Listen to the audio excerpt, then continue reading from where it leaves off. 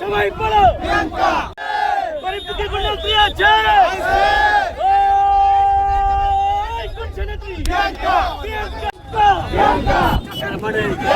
সবাই বলো আছে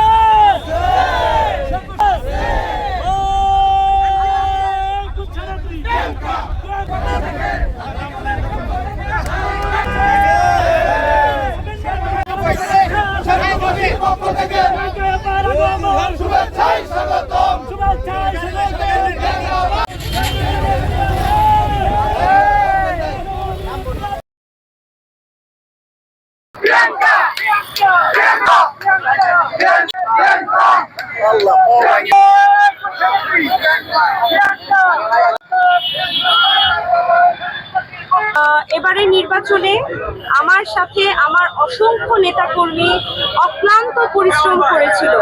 বিশেষ করে আমার বাবা সমতুল্য যে চাচারা ছিলেন প্রত্যেকে অনেক খেটেছেন, কিন্তু বিভিন্ন ষড়যন্ত্রের মুখে পড়ে আমরা এবার শেরপুর সদর থেকে ধানের প্রতীকে তুলে আনতে পারিনি, এটা সত্য। তবে মাননীয় প্রধানমন্ত্রী শেরপুর সদর 1 আসন থেকে আমাকে বারবার আমার উপর ভরসা রেখে, আমার উপর আস্থা রেখে বারবার আমাকে মনোনয়ন দিয়েছে। আর তারই ফলশ্রুতিতে আজ আমি সংরক্ষিত নারী আসনে পুরো শেরপুর জেলার, এবং আমাকে যে জেলার দায়িত্ব দেওয়া হবে আমি সেই জেলার দায়িত্ব নিয়ে ইনশাল্লাহ জাতীয় সংসদে যে গণমানুষের জন্য কথা বলবো ইনশাল্লাহ।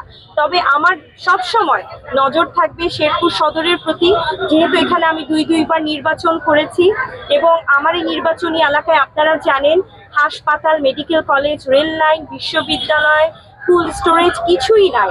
ইভেন আমার নিজের প্রয়োজন অনেক জায়গা আছে যেখানে আমার শেরপুর সদরের উন্নয়ন না হওয়ার কারণে বাচ্চারা, শিশুরা এবং বয়োবৃদ্ধ মানুষরা হাসপাতাল পর্যন্ত যেতে পারে না।